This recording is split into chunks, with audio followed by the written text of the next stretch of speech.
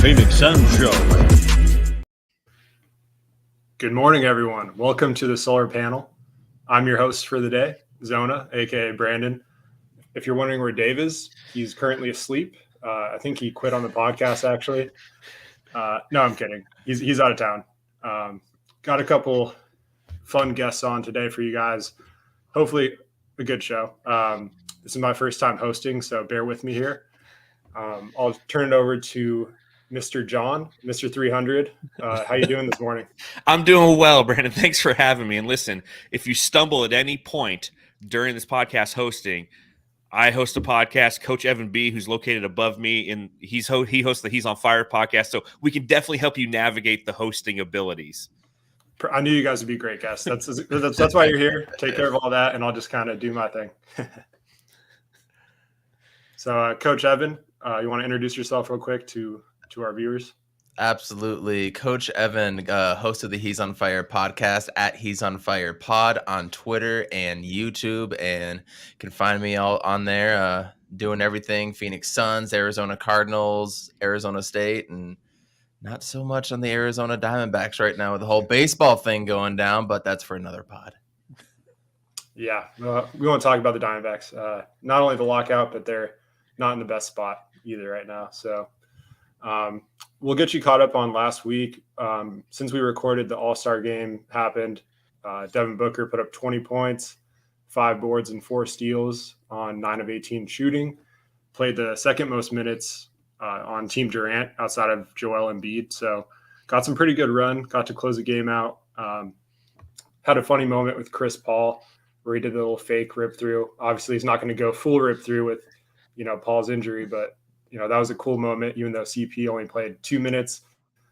Got a couple of good clips out of it. So what were you guys' takeaways on Booker and Paul and just the All-Star game in general? That was fun. It was fun to watch that, and I'm glad that he didn't do full rip-through on Chris Paul, because that would be as stupid as having a podcast at 8 a.m, Dave. John paging Dave. Dude, move this thing to 9 a.m., man. Help the world out, okay? But no, it was a very entertaining All-Star game. All-Star weekend overall was kind of disappointing. No Suns representation on All-Star Saturday night. The dunk contest was pretty lame. I mean, it got to the point where it's like, listen, just throw down basic dunks. We don't need to see all this, hold on, wait 35 minutes. I got to put on my Timberlands to miss a dunk 7 times. It's like, just go back to the fun and exciting and hammering down of jams, if you will. And this is coming from the Suns Jam Session podcast host. Jam it down. Give us a true jam session. But when it finally came time for the All-Star game, even though the halftime show was the longest halftime show in the history of halftime shows, they should have got rid of all the music and just let us watch the NBA's top 75 players of all time come out and be celebrated. Seeing Devin Booker play the way that he did, knowing that this is his third All-Star game, the second one he's actually played in, and the first one, 2 years ago, he had like 6 points. It didn't look, you could tell it was his first All-Star game. He's going to start to cement himself as kind of the go-to all-star guy now moving forward. And to see him be as engaged as he was, throwing down monster jams, getting so elevated. I didn't know Devin Booker could get up that high on that one dunk that he had. But it was just an overall fun experience to see, a member of the Phoenix Suns, 2 members of the Phoenix Suns, but 1 member of the Phoenix Suns primarily go out there and not only be a participant, but be effective in an all-star game. Because if you even go back to the Steve Nash, Amari Stoudemire, Sean Marion days, they were all part of the game, but none of them were truly effective, I feel, back in those days. Those were like the Kobe All-Star games. So to see Devin Booker come out, like you said, log as many minutes as he did, score as many points as he did, it made you proud. Yeah, absolutely. Kind of flashbacks of Olympic book to me. Coach Evan, what are your thoughts on the All-Star game in general and from the Suns' point of view? From the Suns' point of view, very disappointing nobody was in there on the Saturday night showcase. But at the same time, it was so bad, maybe that was a good thing. I do think the NBA needs to change some things, especially with the 3-point contest. With everybody shooting from the logo, let's put a rack back at the logo at some point, right? Let's just move that back even more. So change that a little bit, change the dunk contest. I mean, somebody's got to be at least jumping over a car to make it exciting nowadays. So, you know what? Maybe try to raise the rim, raise it up 10.5 feet. Who can get up there? Raise it up to 11. Who can get up there? And then just keep going. There you go. Try something different. They tried to do something different with the skills challenge, but that I was just confused. I didn't know which way they had to go at which time or do anything. So that was a little frustrating to watch too. It was just a shame. Side note though, the new company I work for, which is a sports company, my boss and a coworker that I got to work with, they get to go to Cleveland. They got to go there and experience it. And Nice. The whole week I was like, I really hope Karen gets sick so I can go. I really hope Karen gets sick. And of course, nobody got COVID, so they got to go. So it was really darn it. That. But we get to host it next year. We as in Salt Lake City. So I'm looking forward to going to it next year. So I'm not going to say anything bad about it because I get to go next year. As far as Booker is concerned, him getting up and throwing that down with the left hand, I haven't seen that before. That was nice to get a little alley-oop like that. I was a little disappointed with his shooting. I know he was 9 of 18, but I kind of thought he was going to have one of those like 12 for 15 games, and it just wasn't quite there. He was the only one playing defense, though. He was the only one trying to go out there, play defense, complain to the refs a little bit, do all that stuff. That was nice. And nobody played defense. And then, like, randomly, I think it was the second, third quarter, Giannis comes up and steals it from Book. And, like, we hadn't seen anybody try to do that the whole game. And I was like, okay, Giannis, what? Come on, man. WTF. So that was a little frustrating. Yeah, Giannis was even trying hard in the skills competition. So that guy's always going 110 miles an hour. But yeah, to your point with Booker, his defense in general, I think, is really picked up this year. And you're starting to see that in his last 4 games. He has 13 steals and 5 blocks. So he's kind of been all over the place. And in the All-Star game, you know, he had 4 steals as well. So I think this is just kind of the new Book. And a lot of people need to reshape that narrative that's old and tired. It takes a long time to rebuild a narrative, as we've seen with guys like Deandre and a few other guys on the team. But yeah, now that there's competence around them, they can play defense. Shocker. Well, it's also kind of funny, Brandon, because, you know, again, as you mentioned, it takes so long for the narrative to actually change. And we've been watching it for the past season and a half with Devin Booker being more engaged on defense. And you're seeing even more, obviously, with Chris Paul being out in these last 2 games. I just wonder how long it is going to take anybody from the national media to finally go, hey, that guy plays good defense. Because, you know, I still feel like people, if they had an opportunity to choose, they would choose Donovan Mitchell or Jamal Murray over Devin Booker. Like, I swear I hear more about Jamal Murray during this period of him being injured, how amazing he is, versus what Devin Booker's actually putting forth on the court. And, you know, Coach Evan B., you were on the 300th episode of Suns Jam Session last night, one that I couldn't make because I was traveling, you know, and one of the things that you were talking about is the All-NBA buzz for Devin Booker and how it's non-existent, and how Steph Curry, who has very similar stats to Devin Booker and is having career lows kind of across the board, will probably end up first-team All-NBA because of those narratives. And, you know, Flex from Jersey was on the show as well, and he was saying, like, once you're kind of in the All-NBA conversation, then you're going to live in that conversation consistently. But it's just that national narrative, you know, and the one thing that Devin Booker does that Steph Curry doesn't do, that Donovan Mitchell definitely doesn't do, and that Jamal Murray can't because he's been out for so long, is actually play defense. And we're seeing that increase during this time with Chris Paul out. Yeah. Absolutely. Go ahead, Coach. No, absolutely. Donovan Mitchell does play defense. I've seen him play plenty of defense, so that's not a narrative on him. And if Jamal Murray was healthy, remember, we would have never even made it to the playoffs if Jamal Murray was healthy. Exactly. So that's just a frustrating narrative. You know, aren't we used to it, though, as Phoenix Suns fans? We kind of thrive on that. And after the loss last night, we're going to start hearing a lot of negative things come our way, which I think only leads more fire. But I have a few more takes to get on that, and we'll get to that later in the show. Okay. Yeah, I jumped the gun. I'm sorry. You're good. Yeah, going to last week's games now, shifting from the All-Star break. Had the win against the Thunder, which, you know, seemed like another game where they just kind of sleptwalk through the first 3 quarters, and then, you know, clutch time arrives, 5-point game, 5 minutes, and then they win by 20. So that was fun. And then the Pelicans lost last night. Just kind of felt like that Blazers game from earlier in the year where it's just like no matter what they did, it just seemed like every 50-50 ball went to the Pelicans. They're hitting their shots. The refs didn't help. The free throw disparity was ridiculous, but it's going to happen. So I saw a lot of Suns fans panicking on the timeline, and it's pretty funny just considering they're 19-1 in their last 20 before this game, and we had a 19-win season a couple of years ago, so it's like maybe back it up a little bit on the panic meter. Yeah, what are you guys' takeaways from this week's games? Well, I mean, obviously the first takeaway is, okay, post CP3 life is going to be something that involves the word discombobulation at times.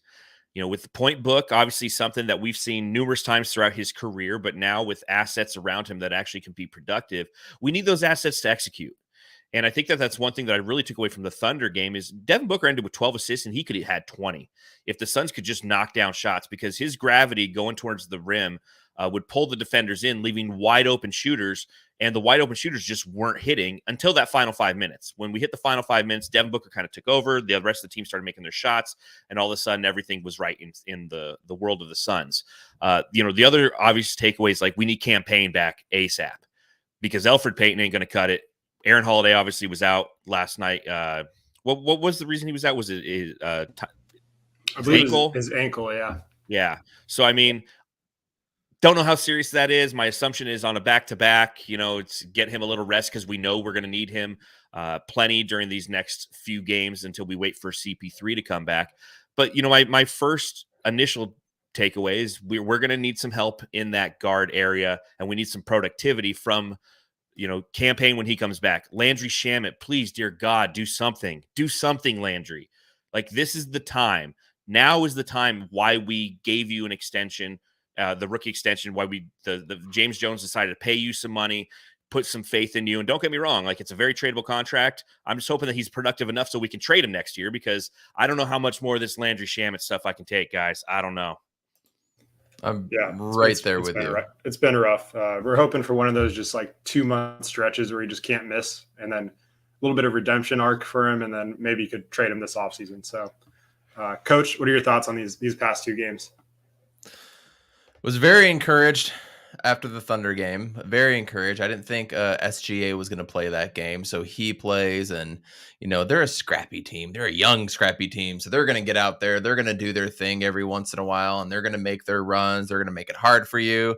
They pushed all the right buttons for a while, and it just seemed like kind of a typical Phoenix Suns game. We're going to go up big. I think we were up 19 points or something like that in the first half, and we let it go, and I kind of got to the point where I feel like the Suns do that on purpose, just to like challenge themselves.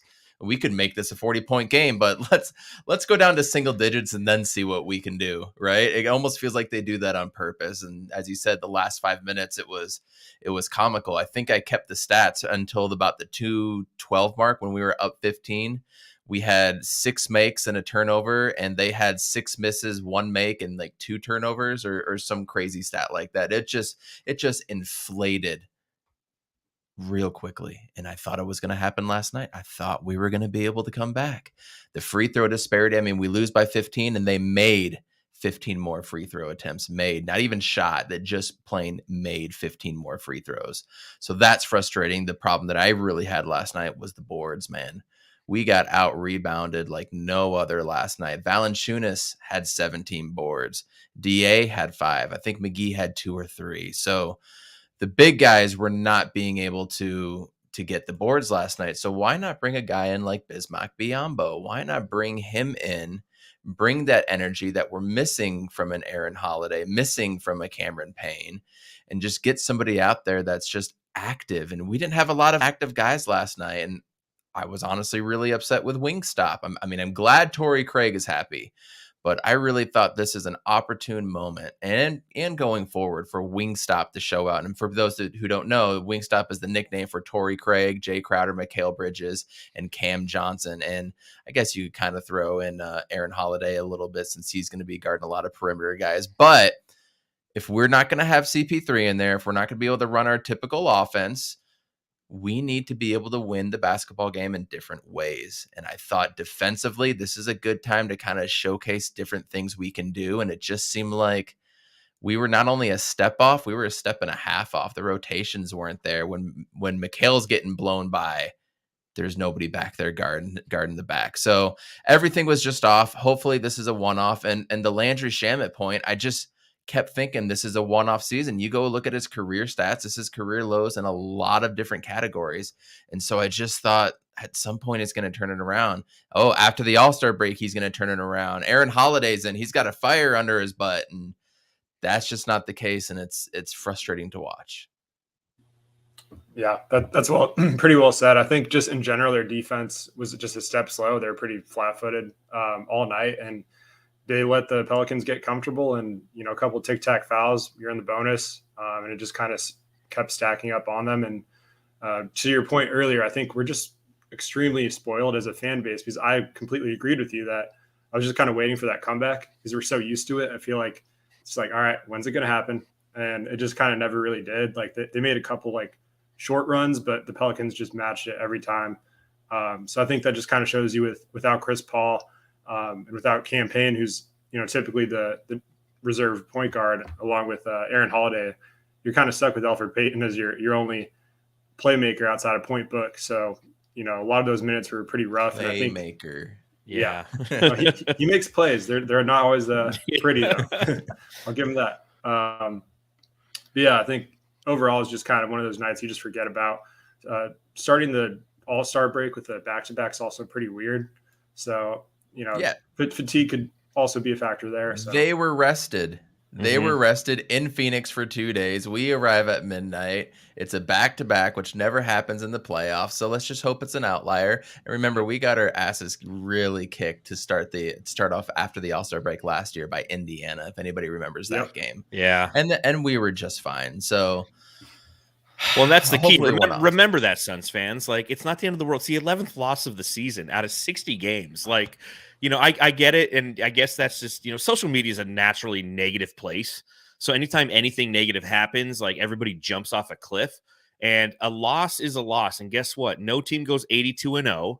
You're going to have these off nights. We see it from, I had one of my cousins was texting me, and he was at the game, and he's just like, is this really the best team in the NBA? And I'm like, dude, the Jordan and the Bulls lost 10 games.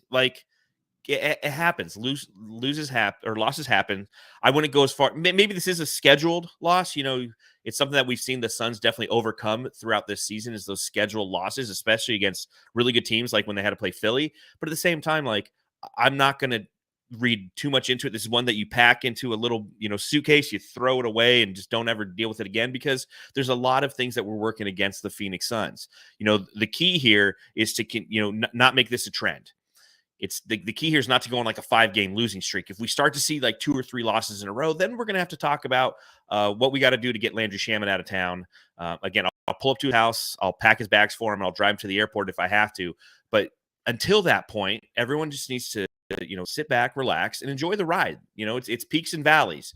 And when you are enjoying a peak like the Suns have been on for quite some time, appreciate that peak. And when you go into a valley, hopefully it's not going to be a long one for the Phoenix Suns, but know that another peak lies ahead. And I think that that's definitely prudent with this team, with the level of talent that they have, and with the leadership of Chris Paul on the sideline right now, and eventually coming back prior to this team going to the playoffs. Because I don't think he's going to be out. You get a couple of these losses, Chris Paul, all of a sudden that thumb might start to feel a little bit better. I really think this is, although it is definitely an injury that we have to keep our eye on, I definitely think this is, an excuse essentially for the Phoenix Suns to go, listen, Chris, sit down. We finally have a reason to tell you to sit down, rest yourself. As long as we got that number 1 seed, we're going to be fine going into the playoffs. That's what matters. We're not going to clear you. James Jones is probably paying the doctor on the side. He's like, still tell him 2 more weeks. Okay, here, just tell him 2 more weeks. Because that guy wants to get out there right now and play. You could see it on the sidelines last night. He wanted to get out there and play. Yeah, it's nearly impossible to keep Chris on the sideline. If this is a playoff series, he'd be playing 100%. Facts.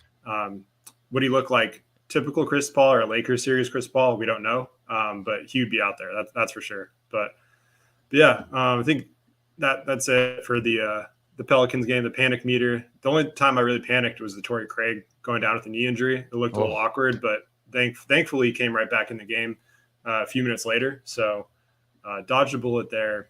But yeah, they're 49-11. They have a 6-game lead on Golden State. So let's let's maybe not panic here, Suns Twitter. I know you got it's what you guys like to do, but take a deep breath. So now we'll move on to the next topic, which is talking about, Devin Booker potentially getting in the MVP race, what he'd have to do. While I don't think he's going, this is my take on it, I'll just jump right into it. I don't think he's going to win MVP by any means, but I think top 5, he could absolutely enter that conversation. First team All NBA is something that I think if the Suns can get close to that 65 to 70 win mark and that he's playing well, it's going to be tough to exclude him from that. So, especially with Chris Paul out, this is kind of his time to shine. So we'll start with Coach on this one. What do you think Devin Booker has to do to truly enter the conversation for MVP? He legitimately needs to average 30 plus points, 10 plus assists, and the 6 steals the other night against the Thunder. He needs to have those types of games, and he can absolutely do it. I don't know if he's going to make the All NBA, but Flex brought up a great point. He's going to be eligible for a Supermax soon, and to be eligible for that $250 million contract, you've got to be on the All NBA team. So that's something to look for. MVP, it's just not going to happen. And honestly, I don't think he's been better than Joel Embiid this year. I really don't. I'm not trying to be biased or douchey or anything like that. Just, straight up, Embiid has killed it again.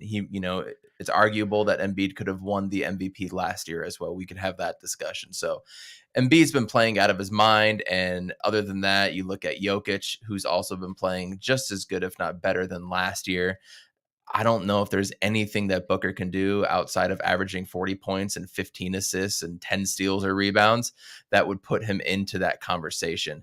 I'd like to have at least a top 3 conversation. I'd like it to be an argument. I'd like those points to come up. Unfortunately, regardless of what he does, that's just not going to happen. All NBA is something we can absolutely have a discussion about, but we can't have performances last night where he's getting blitzed every single play and he doesn't know what to do with it. So I don't know if it's he doesn't know what to do with it or he doesn't have that second playmaker to be able to do something with. But it's only one game. Again, I think we're going to see a different game come tomorrow. I think Booker could easily put up a 50 spot on the Jazz like he's always done. And if he does something like that and can back it up with another game, that's when we're going to start to get the ball rolling. He just needs to do it on consecutive games. You do that in a week span, you win player of the week. Oh, he's averaged 36 points in this. That's when people start talking. And we've kind of been waiting for that for Book. Even last year and this year. Last year, I don't think he put up a 40-point game, if I'm not mistaken. Or maybe it was a 50-point game he didn't do. We're really kind of waiting for those back-to-back 40-point games too. Let's have something like that happen. Then we can really have a legitimate conversation. Yeah, I'm kind of with you there, Coach B. I mean, you take a look at what Devin Booker's done thus far this season, and he's averaging 25.5 points. He's averaging 4.5 assists. He's averaging 5.2 rebounds. And even if career high, yeah, absolutely. But it's still, when you look at that in the scope of the MVP conversation, if he was to go and average 30 points and 10 assists for the remainder of the season, it's still not statistically going to move the needle enough for the national media to give 2 shits about it. I mean, that's kind of how it goes. Joel Embiid is putting up monster numbers. Nikola Jokic is putting up monster numbers. They're both putting up such great numbers that Giannis's numbers are morphed by them, and he's putting up fantastic numbers. So, obviously the primary thing that runs into or is a factor in the MVP voting is the narrative, right? Like, what's the narrative this season? Because in all honesty, Giannis won the MVP 2 times in a row. And even though he had a good season last year, he wasn't even considered in the MVP conversation because the national media got tired of voting for him. It's the same reason Michael Jordan didn't win 9 MVPs and they were giving them to like Karl Malone, in the mid 90s, even though Michael Jordan was the MVP in my personal opinion during that time. And again, it's a subjective argument because what does MVP mean to you?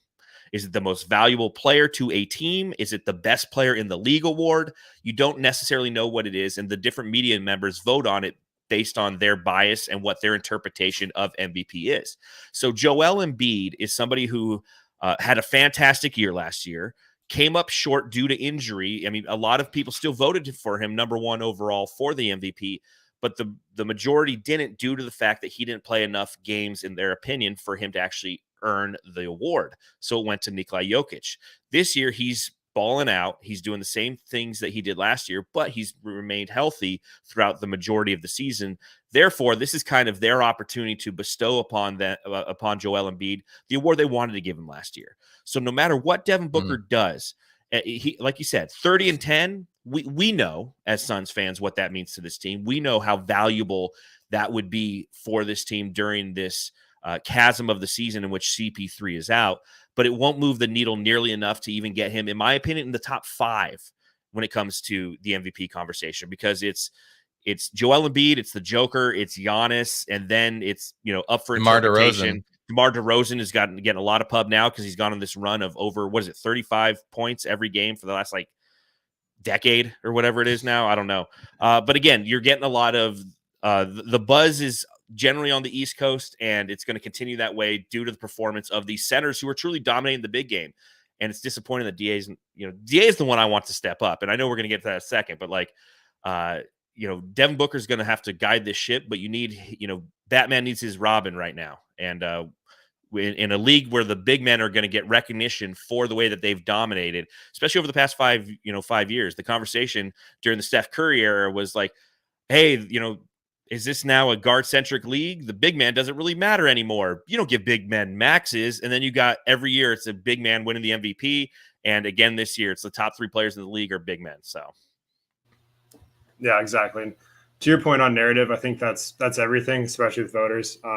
Unfortunately, the media is just kind of, you look at Chris Paul last year, they just really pushed that and just kind of ignored Devin Booker. It seems gave all the credit to him, try to shift the narrative. I know there are a lot of segments that they did trying to push that, and that's fine. Chris Paul deserves that. But I think, this is kind of a chance for the Suns in general to prove that, this is a complete team. We don't rely on CP. Book can carry the load. And obviously last night's not a great example of that, but it was a pretty weird circumstance with the second of a back-to-back coming off the All-Star break without 3 of your guards. So I think at full strength,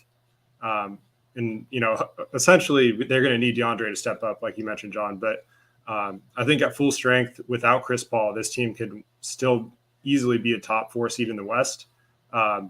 That's my hot take, and I think this is their chance to prove it now. So, and that's a good point too, Brandon. Is the Suns, in my opinion, have to play well right now, because if the Suns play bad during this next stretch without CP3, that's all we're going to hear. Yep. It's clearly CP3. It's 100%. Everything that's gone on in Phoenix for the past year and a half is CP3. And we know from watching this team that that's not the case, because the seeds were planted when we had Ricky Rubio here. If you have any semblance of an effective point guard, Devin Booker and the rest of this young squad can be unbelievably productive. We saw it in the bubble. But because CP3 showed up here, a name nationally that everybody knows, and he's on State Farm commercials now with Monty, which are awesome, by the way. But still, we need to the Suns need to be effective enough so that narrative kind of goes away. And they go, oh, the Phoenix Suns are just a really good team, period. And that's also going to benefit any free agents, in the next couple of years. They can look at that and be like, hey, I could be the person who comes in, steps in for CP3 when it's time for him to step away from the game. And I want to be the next guy to step in there and help this team continue the success that they've been on, whether that's De'Aaron Fox or other guys. Yeah. I don't know if it'll be De'Aaron Fox. Totally. DeJounte Murray, please. Yes. Oh, my God, yes. But no, I totally agree. Everything's narrative based, and it's just how the media operates. And we'll hear stories one way or the other, whether it's, oh, Chris Paul is out, the Suns are struggling. This shows how reliant they are on him. Or on the other end, let's say the Suns go on a crazy stretch here, and Booker, wins Player of the Week a couple of weeks in the next few weeks, and all of a sudden the narrative is going to start shifting. Like, okay, Booker belongs in the MVP discussion. So there's really 2 ways this can go. I don't, most likely it might go right down the middle, and just they might be kind of good and Booker plays well and nothing really changes on that end. But overall, for him to really enter that MVP combo, they're going to have to be 66, 67 wins, pushing. You need to be a historic level team, and you need Book to have some just absurd months to close the season. We've seen him do it in this time of year. Obviously, this is with Dragon Bender and Josh Jackson as they're battling for lottery balls, but we've seen him have some crazy ends to seasons, so I'm not going to rule it out. I think he can enter the top 5, maybe even start getting in the conversation with the guys like, Jokic and Embiid and Giannis. But for now, I think that's just kind of getting ahead of myself. He needs to prove it, and they need to win for that to happen. So do you think Devin Booker totally scores 50 points in a game during the remainder of the season? Does he drop Yes. 150? Yes. You think so? We both, all right, all three of us do. Okay, that's awesome. I'm waiting for that game. That's going to be awesome. If CP was healthy, I might be a little reluctant Agreed. to say yes to that, but with him out, I think he will. Yeah, there's going to be one of those games where, the defense is not going to be blitzing him, because that's what killed the Suns last night too, is the fact that the Pelicans have length, and that's what they do. They blitz. They were blitzing CP3 last time we played him. Now they're blitzing Devin Booker. But there's going to be a team that's going to sag off of him a little bit, and he's just going to go in full Armani mode. And I'm waiting for that. I want that. I want a nice 50. Drop that 50 out there, D-Book. Do it for the solar panel. Yeah, maybe there's no Jimmer to take away a 60-point. Yeah, exactly. Facts. All right. So I think we can move on to the actually let's touch on one more thing. Life without CP3. We already talked a little bit about Ayton, but I want to just dive into that. Obviously, it's only been 2 games, and a lot of people are overreacting already. But I think this is a time where Ayton has to step up. This is a guy that's trying to play for a max contract. So with CP out, what do you guys want to see from Ayton in order to feel more comfortable about his contract situation? And not only that, just the development of the team moving forward. We'll start with the coach on this one. I want to see Kobe Shaq 2.0. Is that crazy to want? Nope. I don't think. I don't think so. That's kind of what our expectation is. But we know Ayton's inconsistent. You want to talk about peaks and valleys. Now, there's a star player that has the ultimate peaks and the ultimate valleys. When you expect him to step up, he doesn't. When you don't expect him to, he thrives. But I've been saying this about DA since the beginning of the season. I'm not the biggest of Deandre Ayton fans, just because I like players that are consistent. And if you want to be a superstar, you got to show up 9 out of 10 games in the regular season, period, point blank, end of discussion. Not 7 out of 10, not even 8 out of 10. You got to show up 9 out of 10, and you've got to be able to be there consistently. Other than the fact that I'm an Arizona State fan, and so I'm not the biggest U of A supporter when it comes to those players on the Suns, even though I loved me some Channing Frye back in the day. He always shows up when we need him to. He showed up in the bubble. He showed up and showed out in the playoffs. In big games, he has done so. I'm very hesitant to bash him like I used to, just because I know that he's going to show up. But this is the time when you need to show up, bro. No CP3. This is the time when you do need to show up. Are you pissed off about your contract case? Show out as well, too. 20 plus games left. Just as John just said, let's show everybody that it's not just all about Chris Paul. But you know what? Your number 1 draft pick from a few years ago needs to step up. Kyler Murray gets crushed day in and day out for everything he does or doesn't do. Why? Not only is he a quarterback in the NFL, that's obviously a huge thing, but he's a number 1 pick. He is the number 1 pick. People don't hesitate to bash him. People do the same thing with Deandre Ayton, but I think it's almost a little bit less. And I almost feel like he's maybe coddled to by the organization just a touch. I might be off on that, but he doesn't get the same type of push that I feel like other number 1 picks have gotten so far. But with that being said, if it's all about the money, go up and show out. We were also missing all of our point guards last night. Elfrid Payton is not that dude. He's a shell of what he was in New York. I thought when we got him after his year in New York, that was going to be an outstanding move for a 3rd point guard option. He's not even that. You can't play with Point, Book, and Elfrid on this court together because that requires spacing. We saw the air ball that he threw up last night, and he clanked another 3-pointer. You can't even play him on the court with Booker at the same time unless he's the primary ball handler, which I don't even trust him to do because he's not a threat to drive. He's not a threat to shoot. He's not really a threat to do anything. So if we could just have one more point guard, just hopefully Payne can come back ASAP. I mean, he's been out since I think I saw January 23rd. It's really starting to get up there for just a sprained wrist. Really worried about him at this point. And if we could just get Aaron Holiday out there, just somebody else with a little more athleticism and playmaking ability and shooting. And shooting, yeah. I just feel like we will be just fine. But without those guys stepping up, we're in a world of hurt. And then everybody just kind of gets knocked down a peg at that point, you know? If you really got to focus on Ayton, focus on the other ball handler, then guys like Mikal, Cam Johnson, etc. will step up from there. But also, as I said earlier, wing stop on defense. I really want to see them put the clamps down. I'd love to see that. Well, and we saw that against the Thunder. You know, the last 5 minutes, as we all noted, you know, the Phoenix Suns kind of toy with the competition like a cat with a yarn ball. And in that last 5 minutes, boom, all of a sudden you have this defense locking down the opposition to the point where I think the final was 21-5 or 21-6, that final run that the Phoenix Suns had. DeAndre Ayton, yes, as Dave says in the chat, great show, guys. How can I be missing an Ayton for MVP segment? LOL.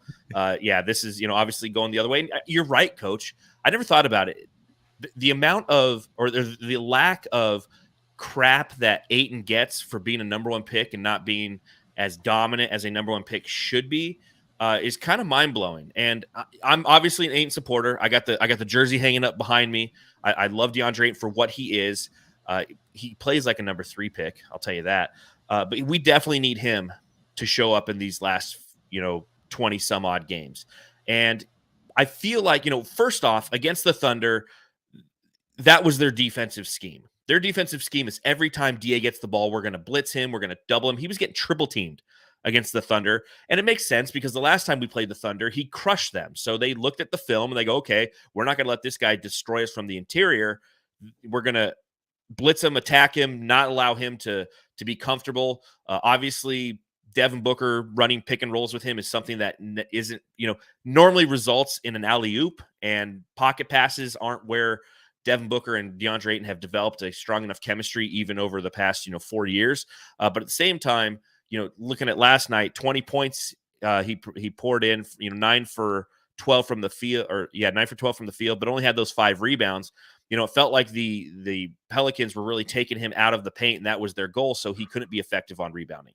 So I'll tell you this, my observation over the last 2 games, knowing that DeAndre Ayton is going to have to be a guy who has to be productive moving forward, is teams are game planning against him effectively these last 2 games. And that says something about how effective he can be. It's his job, and it's the coaching staff's job to really try to recognize in the moment the defenses that are being thrown at him and trying to find ways to allow him to be as effective as he can, because he can be effective. And I really think that over this next 20-game stretch that it's possible that we see some really good DeAndre Ayton games, because the scoring is going to have to come from somewhere. And if you're playing a team that doesn't necessarily game plan against him, if they're really focused on the guard play, DeAndre Ayton can really shine. So I'm excited to see what's upcoming for DA. I really think that during this next stretch, we're going to be pleasantly surprised. He also, and you're right, Coach, he should be more engaged. He shouldn't be as coddled, because who gets a pass coming out of the All-Star break? Nobody. But DA kind of like, it always feels like he's got to get that engine going for 2 or 3 games, and all of a sudden he's fully engaged, and then he's wreaking havoc and dominating his back and forth. But hopefully that comes. We'll see that tomorrow afternoon when they play the Jazz. He's facing Gobert tomorrow. He knows what's coming tomorrow. He knows the defensive player of the year is coming tomorrow. But the problem with DA that I had last night more than anything, and I know you weren't able to watch the whole game, John, Valanciunas, anytime a shot went up, and for those of you listening on audio, I really apologize about this. Valanciunas was putting a forearm straight into him, putting his body into him, and DA was just backing out to it. And that's why Valanciunas was so unstoppable last night in the paint. There just wasn't any aggression from him. Once I saw the forearm going up and DA wasn't trying to slap at it or do anything, I just knew we were in for trouble all night.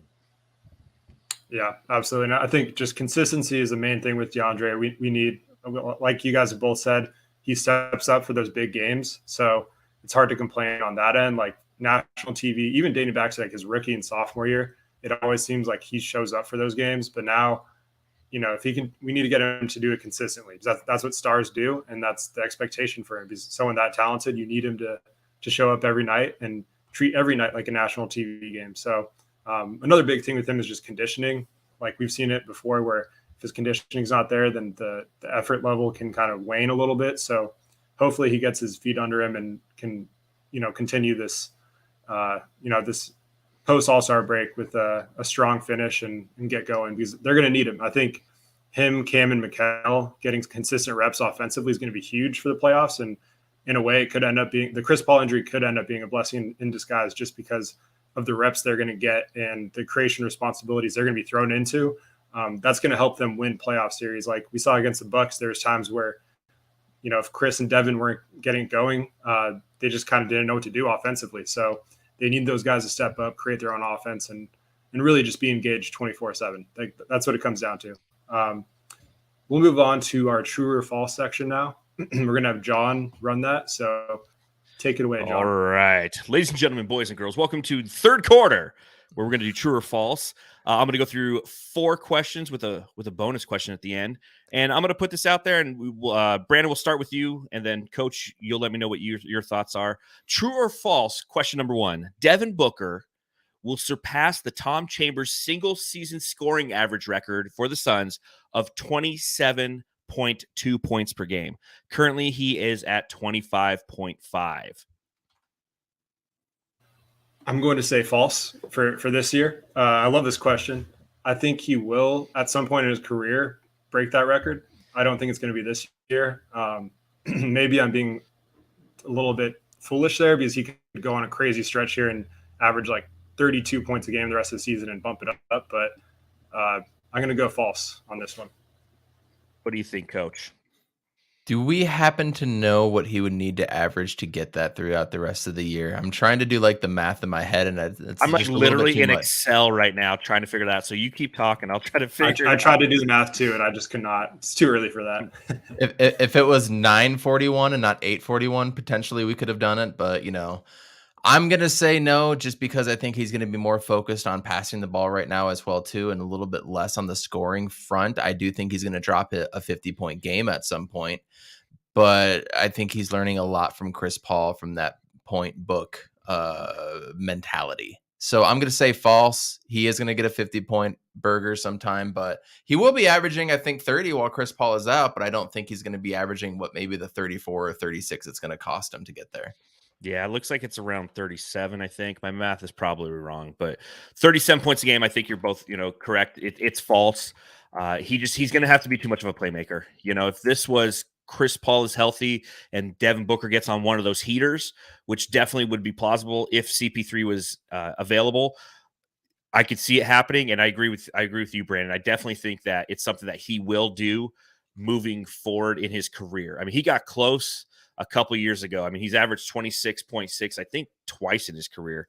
Yeah, 26.6 in 2019 and 2020.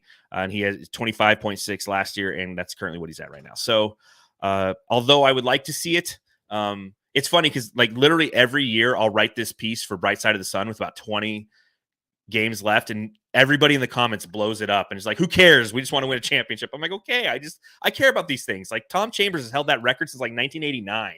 Like, come on. We could do better than that. So, all right. Question number 2. And I'll start with Coach on this one. True or false, James Jones will make a move in the buyout market? I'm going to say false, just because I feel like if it was going to happen, we would have kind of already heard it at this point. It's freakishly weird that we're not getting as many buyouts as we generally get this time of year. So just based on the market, I'm going to say false. Brandon? I'm going to say, I think I agree with Coach, but I'm going to say true, just because I feel like every time we don't expect something to happen, something happens with James Jones. So like realistically, I feel like an injury would have to happen, or maybe like Kaminsky's like further away than we think, or something like that goes down. But I'm just going to say true. I feel like some buyout candidate's going to make sense. Maybe the opportunity just fits, and Elfrid Payton's gone. We can pray. Yes, it's time to put Elf on the shelf. Yes, I'm going to say true as well. It'll be interesting to see, though, who hits the buyout market. I don't feel like we've hit that time yet where all of a sudden all the buyout market guys become available. Right. And here's another thing. Like, if you're watching the show on Facebook, like anytime a guy gets bought out. We don't need to sit there and try to plug him into the Suns lineup. Like, let's just go with players that actually make sense.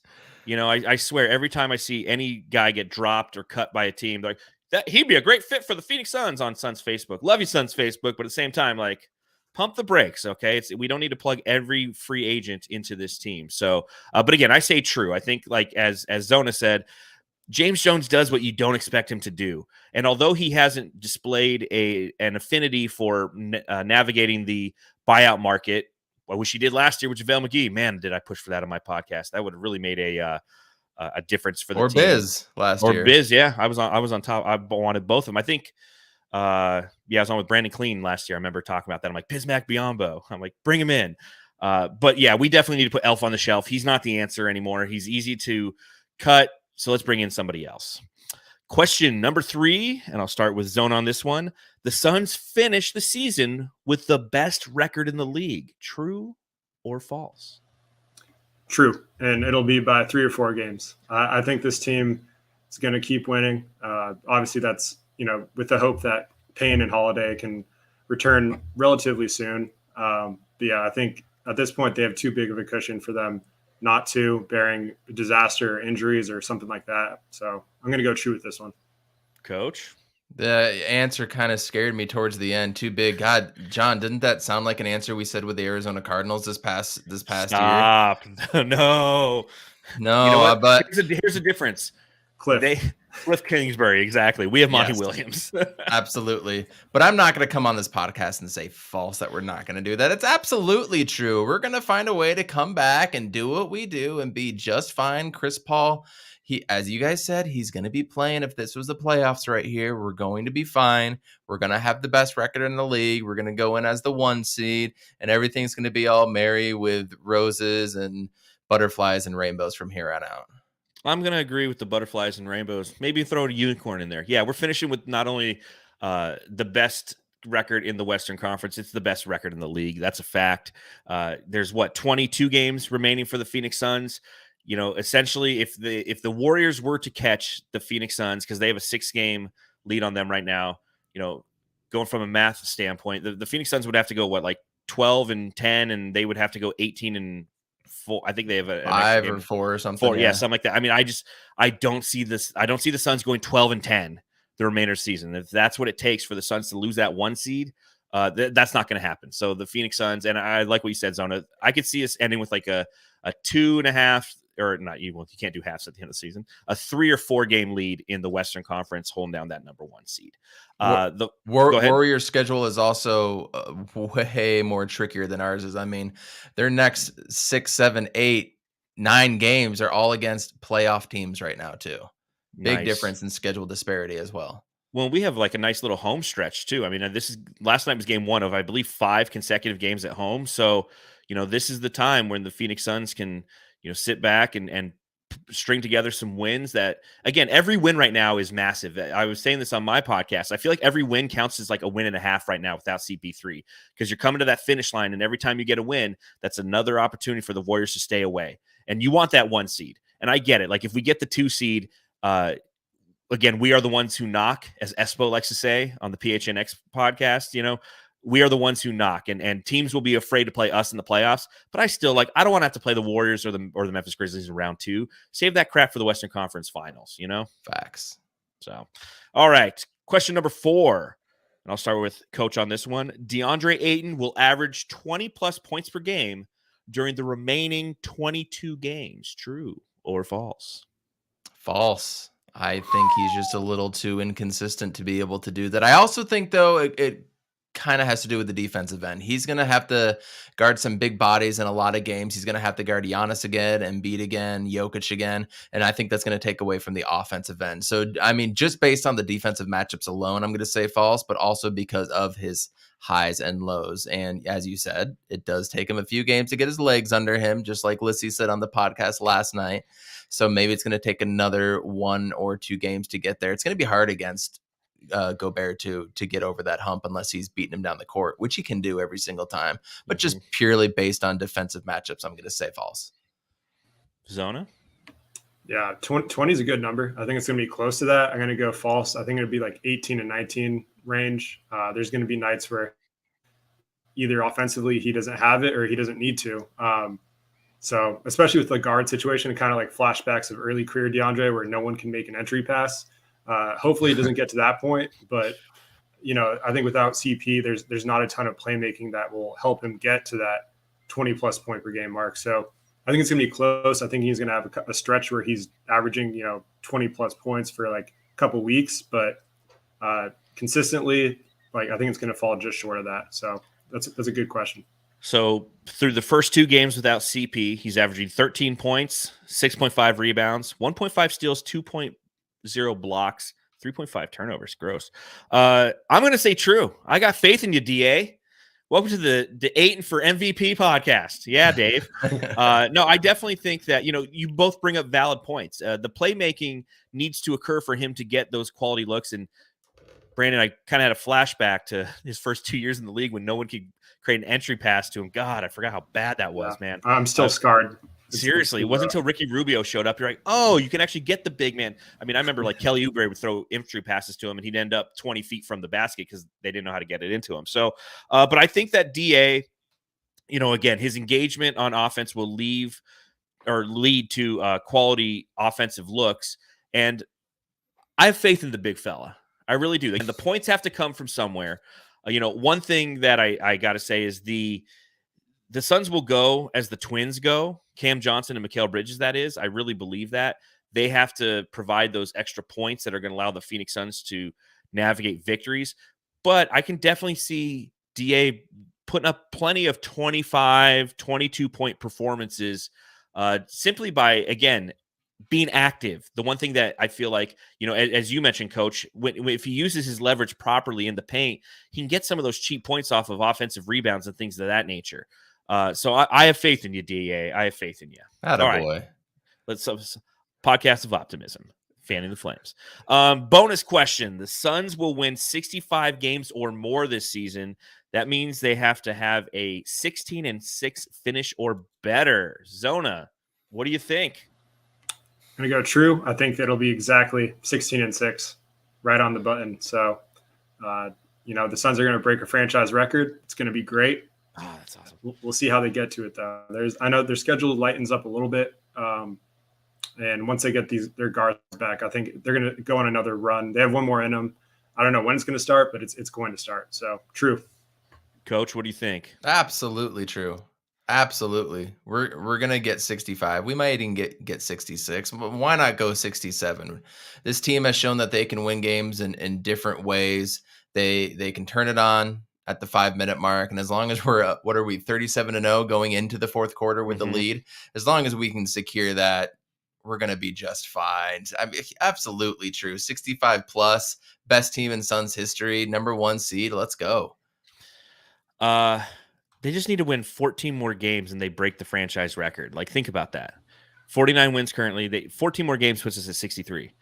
This is absolutely 100% false. There's no way they're going to break the franchise. No, I'm kidding. Of course they're going to break it, man. This is the season. This is, something that it's so crazy that just 2 or 3 years ago, we're, as you mentioned, we're winning 19 games, and now we have a shot of actually beating the 7 seconds or less era Phoenix Suns, the Charles Barkley-led Suns, record-wise. So,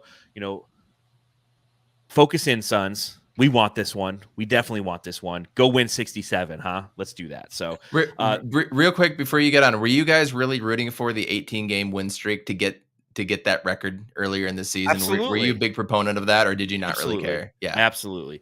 It's like Chris Paul says, you got to celebrate the little things throughout the season. And that's, as fans, we have to do the same things. You can sit there and give it only matters, if you win a championship and that whole spiel. But at the same time, like, you have to celebrate the little things. And that was that was pretty big. I thought that was a really fun run for the Phoenix Suns.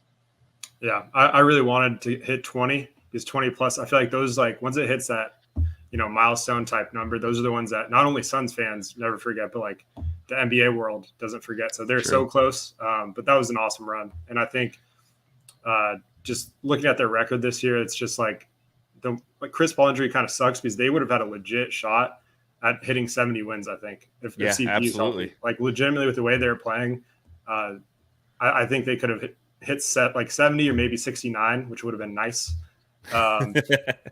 But now without him, I think it's going to be closer to that 65 to 67 range, which is just the fact that we're talking about that is just, it still hasn't really hit me. Awesome. It's insane. So, It'll hit me in 10 years when I look back on it and just be like, what that was fantastic. So that was True or False, brought to you by Just Sports. Go to justsports.com, put in the code SUNSJAM, get 15% off your order. Once again, Just Sports, shameless plug.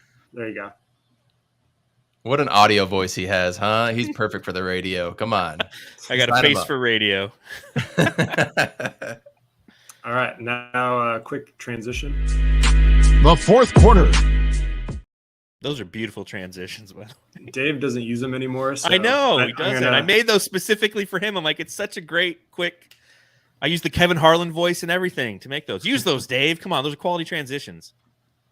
Yep. So, like the transition said, we're in the fourth quarter now. So, what's next? We're just going to preview the upcoming week, make some predictions, and see if anyone has any hot takes. See if anyone upsets anyone in the chat. Let's keep the hot takes rolling. But first, we'll start with what's coming up. We got the 3 home games this week against the Jazz, Blazers, and the Knicks. We'll start with Coach on this one. What is your prediction for this week? Utah's game, I think, is going to be a little tougher than people think. Their backup 5 guys, Eric Pascal, Jordan Clarkson. I don't have the rest of the roster on top of my head. Whiteside is in there. Trent Forrest. Those guys were the ones running as the first unit the first time we played them. And they were fairly successful against us. Game 2, got a lot of their guys back, but still didn't have Rudy and Gobert. And now they're fully healthy. Conley, everybody's there ready to go. Hearing everything that I'm hearing on the Salt Lake radio stations up here, it's kind of this year or bust for them. They don't have the talent. I don't think they will do it, but the media and everybody here is treating it like it. So Utah is going to come out ready to play. And I think we're going to get a lot better team than we got on Friday night. We're going to have an engaged team. They know what Utah is. I mean, Devin Booker always goes off against Utah, right? But they know that too. We're in for a battle that game. I think we're going to squeak it out by 3 points. And everybody's going to anoint us again after that. The Portland game's a little bit tricky just because they have absolutely nothing to lose. There's nothing to play for. Technically, they're the 10th seed right now, which I think they're going to get overtaken by New Orleans at some point because of the way that they're playing. And before I forget, let's give a shout out to Willie Green for blitzing Devin Booker like the way he should. I thought Willie Green coached an absolutely immaculate game last night. So props to him for knowing how to stop Book, and that's how you do it. But with Portland, they have nothing to play for. They're just going all out, balls to the wall. Anthony Simons is a guy that we have yet to play when he's on this tear. So I'm curious how that shakes out. New York, I think New York's just a guaranteed win, to be honest with you. And I really don't even care about going into much detail regarding the Knicks and the Tom Thibodeau Coach of the Year case last year. What a joke that was, man. I agree with you, Coach. I think that, the Knicks game is an automatic W. The Portland is going to come out on fire, but their defense is so suspect that's an easy W for me. I'm interested to see tomorrow, and I'm actually going to give the Suns a loss tomorrow because everyone's giving them all 3 wins. I say 2-1. I think that, as you mentioned, this game means a lot to the Jazz. I don't know if it means a lot to the Suns. They're going to come out engaged. And I think that, again, the discombobulation, the Suns are still navigating how they're going to be effective with playmaking without Chris Paul. And if Aaron Holiday is healthy, I think the Suns definitely stand a chance because, again, not only do you have playmaking, but you have shooting. But if you have Elf out there, the one-dimensional wizard who only, he reminds me of Eric Bledsoe, where sometimes he'll just drive to the hoop, he'll jump up in the air, realize he's about to get his shit blocked, and then that's when he decides to try to find a teammate for a pass. Bledsoe used to do that stuff all the time, drove me crazy. You see that with Elf. If Elf and Landry Shamet continue to play the way they are, we don't stand a chance, in my personal opinion, against Utah because they're a deep team. They're a professional team. They're like the Phoenix Suns. They're a team that knows how to put wins together, and they play as a team and as a unit. And if the Phoenix Suns aren't locked in, if we don't have Aaron Holiday, I think we stand no chance. So I'll be interested to hear how that news goes. But I'm going to put an L on that one just because I'm a dick. I'm gonna agree with you. I think they're gonna go 2-1. I think the Jazz game they're gonna drop, especially with their guard trouble they have right now. Utah knows how to take advantage of that. They're really well coached, so I can see them losing that game and then getting back on track against the Blazers and Knicks, taking down. The Blazers. I like Anthony Simons, and Josh Hart was a nice pickup, but that team is just bad. And then Jusuf is out as well, so super depleted team. And then the Knicks, like Coach said, just the fraudulent Coach of the Year is going to be exposed by Monty, and it's going to be great. So yeah, I'm going to go 2-1 on that one as well. And 3-0. I don't know what you guys are talking about. What are you smoking this early in the morning? 3-0. 3-0. If David decided to start these things at 9 a.m., maybe we wouldn't be as high. All right, so let's send it to the last segment. Any hot takes for the upcoming week? Could be an individual performance, a team performance, something you think is going to happen. I got a really good one. All right, you go first. There is going to be a game this week. Deandre Ayton will hit 2 3-pointers. Whoa. Ooh, I like it. Okay. I like it. Okay. That plays kind of into mine. DeAndre Ayton, his career high is 33 points. Okay. I was actually at the game it happened. He scored like 22 or something in the second quarter.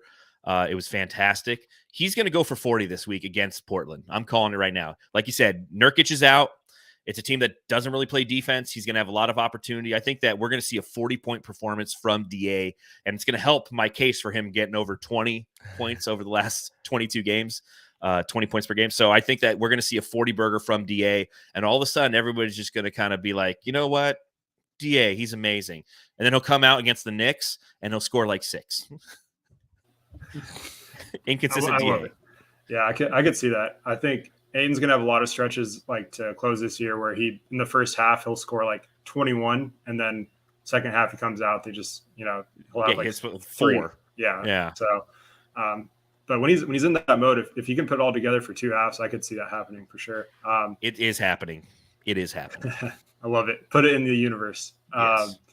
I tried to make a hot take yesterday with Landry Shamet. I tried to speak it into existence. Said he's going to hit 8 threes, which would match his career high. Saw that, yeah. I saw that, yeah. He made 2. Hoping you were right. He made his first 2, and I was like, okay, maybe we're cooking with something, and then just kind of faded into oblivion. So I tried, but let's go with another 3-point prediction. I'm going to say Cam Johnson's going to have a career high in 3-pointers made. He's going to hit 8. I'm going to go with it again. I'm just going to throw it out there.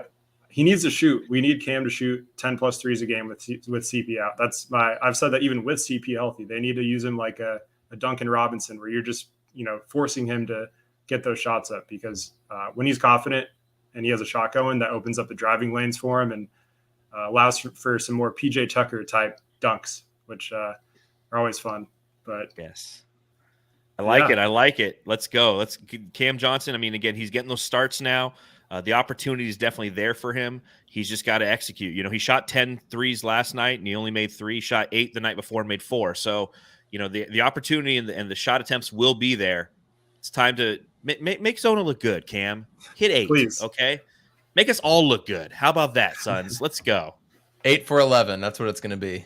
I love it. Yes. And hopefully DeAndre will, hit both of those marks on the same game. So you guys get your predictions right too. And I like what Jay says in the chat. He says, book triple-double soon. Yeah, I can definitely see that happening too. A triple-double is just around the corner for D-Book. That's them's the facts. Yep, I agree.